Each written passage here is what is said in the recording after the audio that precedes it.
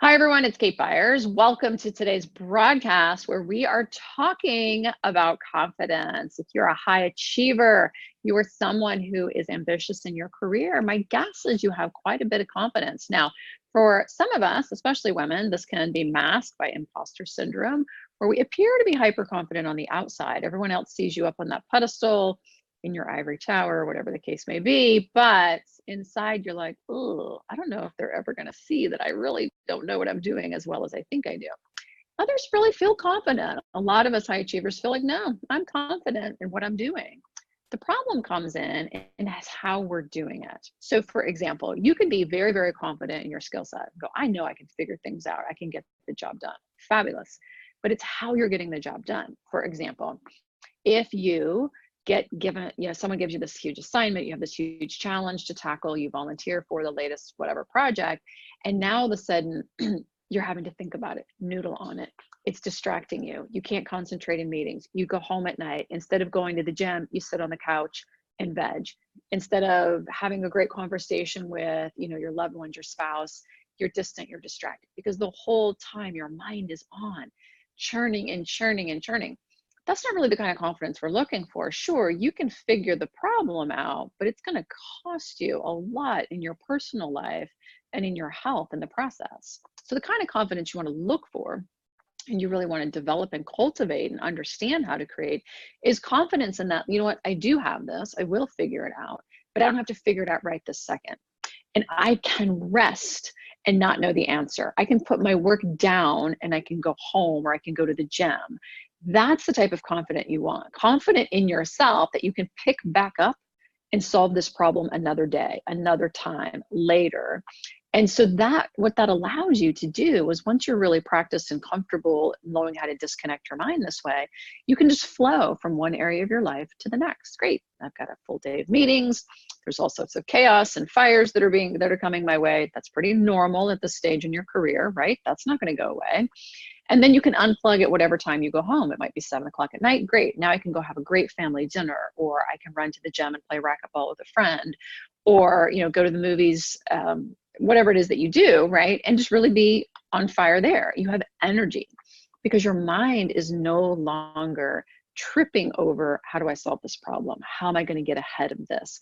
Whatever that worry may be, am I going to be able to figure this out? Who else do I need on my team? All these things that really cloud our consciousness.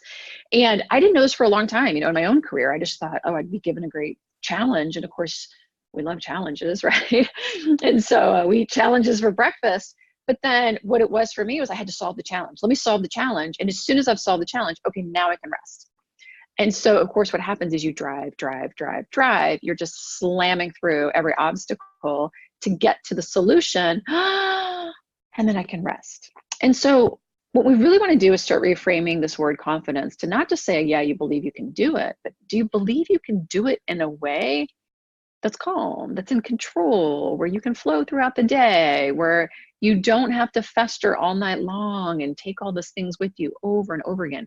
This is a huge, huge, huge roadblock to quality of life. And this is why so many people, women especially, are stepping back from leadership positions, executive roles, because they don't know how to quiet their mind. They don't have to deal with the stress. So the stress just follows you like a little shadow because you don't know how to get rid of it and let go of it and just pick it right back up the next day or in 3 days or after the weekend or, after a Saturday morning playing with your kids. Then you slip back in your office for a few hours, you noodle on the problem, you don't quite figure it out. Okay, cool, no sweat. Now I'm going to go for a bike ride and then I'll think about this tomorrow morning.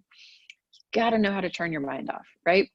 Just like a high performance athlete, you can't always be noodling. You cannot run a marathon and never get a sip of Gatorade or whatever it is, right? You've got to be able to have that break. And the break that most high achievers are missing is the mental break. We work with women all the time who, when they come in to work with us, they're like, oh, I've just got to cut back on my hours. I just can't have these many hours. It's always about time. Let me save time. And we're like, well, why? Why do you need to save time? Well, if I save time and I didn't work as much, then I could actually go do these other things. Like, what else would you do? They're like, well, I wouldn't be so tired. And I was like, well, why don't you come home now and not be tired and have energy to go do the things you want to do? And it's like, oh, Wow, that's an option? Yes. Because when you learn to disconnect your mind, it's no longer a game of time, it's a game of quality.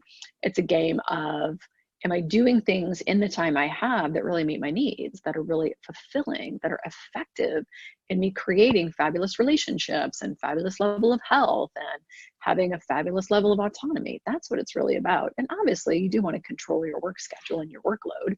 But the bigger thing you got to learn to control is your mind. Okay. And that doesn't come from just being confident, is you've got to be confident in how you're going to achieve the work, not just that you're going to solve the problem. Of course, you're going to solve the problem. Every high achiever is. That's why you're built the way you are. You're going to solve the problem, but it's just coming at too high too high a cost to your family life, too high of a cost to your health and your well-being.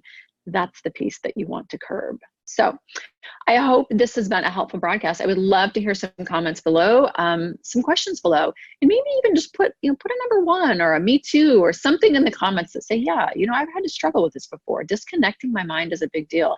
We all know we're supposed to disconnect our cell phones and our laptops. You get that. But if your mind is still on, you're still not having a quality experience. That's what we really want to seek, and have that every single day. And that's truly possible once you sort this out and get yourself really focused on disconnection of the mind. So I hope this was helpful. Again, I'm Kate Byers, founder of Corporate Women Unleashed. If you are a high achiever and you are someone who is an ambitious professional woman, I encourage you to watch our free training to find out more about what we teach and some more about these concepts. And we'll put a link below and check it out and see what you think. Again, thanks for showing up for this broadcast, and I'll talk to you soon. Bye.